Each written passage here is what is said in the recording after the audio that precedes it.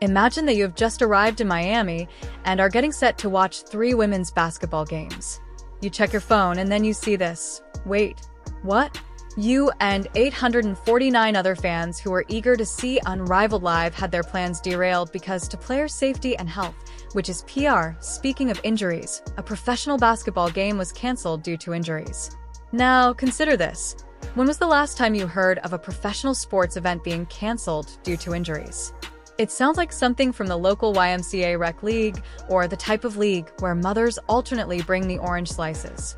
In any case, the league that is meant to transform women's basketball has encountered some serious problems. In the midst of the tragedy, you can't help but consider the one person who could have made things better. Even though injuries are increasing, ratings are declining, and many people are pointing fingers and asking questions. Caitlin Clark. Wheeler finds Clark from the logo. Points of 9 of 13 shooting. And 12 assists now for Seattle. Clark answers, and that is the first triple. Although the organizers may not act like it, Caitlin was the league's keystone player, bringing in all of the casual viewers, maintaining the momentum from the 2024 WNBA seasons, and propelling the league to become a sustainable league that pays players well. They gave Caitlin a lot of reasons to join, but she said, "Hard pass." Many people were wondering how she could have turned down $1 million and likely a lot of equity for just a few months of hard work, but she said, "It wasn't the best decision for me. It was the right move for the WNBA and the players, even if it means Unrivaled fizzles out." Let's get started because there is controversy surrounding this. Some argue that Caitlin wasn't prioritizing women's basketball, but when you really look at it, she was 100% if you believe that Unrivaled will be completed in the upcoming 3 years. Please remark. Being out as Hull drives to the basket, side of the floor, a deep triple for Howard. All-time stuff from Courtney Williams and Alicia Gray. Let's start by recognizing the seriousness of Caitlin's choice. We must examine her carefully, paying particular attention to the crazy attention she receives. Let's go quickly. She had the best rookie season ever, scoring 19.2 points. If statistics were food, 8.4 assists and 5.7 rebounds per game would be a healthy breakfast. The guard single-season point record and the assist record for any position Rookie of the Year, 4th in the MVP voting, and the list continues despite the criticism that she only received attention due to her race. Yes, I still can't get over that. Sheila Johnson's conversation. I feel really bad because I've seen so many players of color that are equally as talented. With her on-court performance, Caitlin captivated audiences. Speaking of audiences, the Indiana Fever became the most watched women's basketball team, drawing an average of over 177,000 spectators per game, and their televised games had the highest viewership throughout the entire season, increasing league-wide by 170%. Caitlin Clark was featured in almost every game with more than 1 million TV viewers, and some of her games drew higher ratings than NBA games that were broadcast at the same time. It's pretty crazy when you consider that a WNBA rookie attracted more viewers than some of the NBA's biggest stars, and she single-handedly changed the league, setting it and the players on the path to big paydays in the future. Keep this point in mind as we go along because it's crucial to understanding why her decision was so important in the long run, even if there is a short-term and potentially disastrous impact on Unrivaled. Now, let's go back to Unrivaled. Indeed, social media was ablaze with excitement in the lead-up to the major unveiling of the Unrivaled teams, only to learn a few hours later that she was declining the league to concentrate on rest. The league's organizers were only mildly disappointed, knowing that this was a blow not only to the league and the ratings, but also to what Unrivaled was attempting to achieve. In case you were unaware, many WNBA players could earn more money running the car wash at Bucks for a professional league, which simply doesn't pay well. Unrivaled was meant to be the catalyst for change because it paid more than the WNBA, which players hoped would put pressure on the W to raise compensation with the CBA scheduled to be renegotiated. This was seen as the ideal time to put some pressure on the league following its record-breaking year, so Caitlin's decision to not play was theoretically endangering the livelihood of a league that paid players more. However, many people at the time couldn't see this, but in reality, her decision to stay out of Unrivaled was by far the best move for women's basketball. Let's first review Caitlyn's justification for the snub rest. It wasn't just about taking it easy. It was about preventing injuries, and wow, did she make the right move with the crowd's ass. Due to the growing number of injuries, they might as well hold their games at an urgent care center because they are so small. Alyssa Thomas-Hayes, Tiffany Kaya McBride-Martin, Kate Sykes, Brittany Cloud, Natasha. Since Unrivaled only has 36 players, it's likely that nearly 20% of the league is harmed. As a result, they've canceled a game and shortened their one-on-one tournament, which is not a good look. Many people saw this epidemic coming from a mile away, in contrast to traditional 5-on-5 basketball, where Unrivaled uses the entire court. Marina Ma, all of them are out now. Even the Big Three men's 3-on-3 league, which features former NBA players who can handle the rigors of an NBA season, only allows half-court play. 3-on-3 is undoubtedly fast-paced, non-stop action, but that's the problem. The pace wears you out, regardless of how good an athlete you are.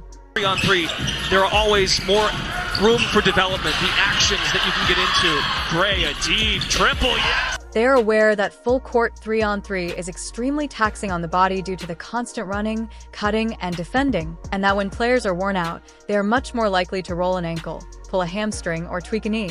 With only 6 players per team, they simply lack the depth to handle injuries, and each player who leaves adds 20% more work for the remaining players, if I understand correctly, and the talent pool waiting to sign as an injured reserve is fairly small, which eventually results in a diminished onk. Court product now. Let's return to Caitlyn.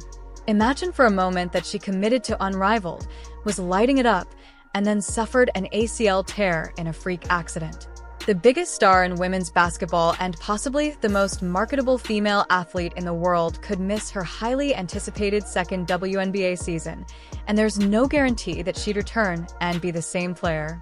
Now, you might be thinking, oh come on, that wouldn't happen, and you might be correct, but the only way Caitlyn can be absolutely certain it doesn't happen is to not play in Unrivaled.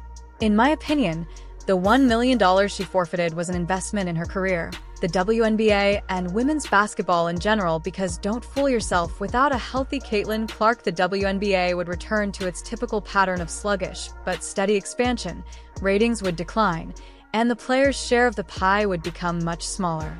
Speaking of ratings declines, there is an issue there as well. When the league first started out, things appeared hopeful. When it first started, each game drew over 300,000 viewers, which was respectable for a new league. But then reality hit hard. Viewership plummeted to just 160,000 per game on average, which is about a 50% drop, and now with the injuries piling up, games being cancelled, and in season tournaments, condensed, the league's facing an uphill battle. Really, it was uphill to begin with. It's a competitive landscape. For a new sports league, there's NFL playoffs, the NBA, NCAA basketball, a ton of options too. Keep sports fans satiated. Despite Unrivaled boasting many of the WNBA's top players, there's only one who can cut through the noise and lure the casual sports fan. And yeah, the Swifties, and that's Caitlyn. In a previous video, I estimated that she personally doubled WNBA viewership last season, and with her impact magnified in a league with fewer teams and players, her impact would be amplified. She could have tripled or quadrupled Unrivaled ratings, and this brings me to why this was a genius move for Caitlyn, even if she didn't mean it. In an I'll show you kind of way, she is kind of showing them what happens.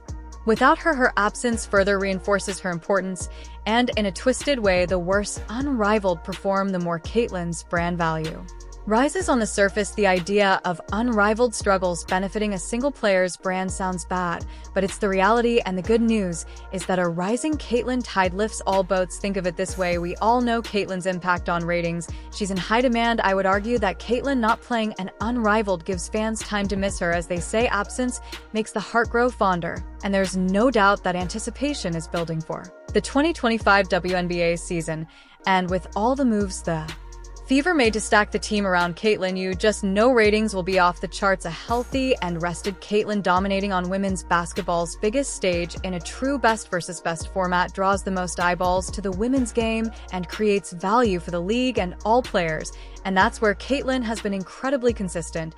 And I would say shrewd. She understands her value and uses it to elevate the WNBA and its players. Here's another example. She recently declined the NBA All-Star Game's three-point challenge because she wanted her first three-point contest to take place at the WNBA All-Star Game in Indianapolis. Sure, Caitlin will receive a lot of attention, but so many new fans will be exposed to the talent of her fellow All-Stars, attracting new fans. This was a move that even Sheryl Swoopes had to respect, considering that the year prior, Sabrina Ionescu accepted the NBA's offer while not participating in the WNBA's version. Caitlin understands that attracting attention to the WNBA is the best way to boost visibility and revenue to support higher wages for everyone, rather than attempting to build multiple leagues and possibly dwindling interest because, let's face it, if WNBA player wages increase significantly with the new CBA. In that sense, Unrivaled isn't really necessary. Caitlin Clark's decision to focus on WNBA success rather than playing Unrivaled is better for women's basketball players, even if it means Unrivaled suffers from her absence. Now, in case I wasn't clear, I don't want Unrivaled to fail, and I'm not saying it will fail without Caitlin Clark. It has a TV deal, huge sponsors, and excellent financial backing. While some of the action has been good and some has been merely mediocre, the truth is that a significant WNBA salary increase will compel other players besides A'ja Wilson to play. Gaining fans takes time, and the league has time to grow and learn from mistakes. A 5-on-5 World Cup-style competition held over a few weeks in front of sold-out crowds with a $5 million prize would generate interest and viewership while guaranteeing a top-notch product. However, a format like that may or may not occur, but here is what we do know. Caitlin Clark and Kelsey Plum will miss out, which will lower quality. If you made it this far, please leave a basketball emoji in the comment section so I can personally thank you, and see you next time.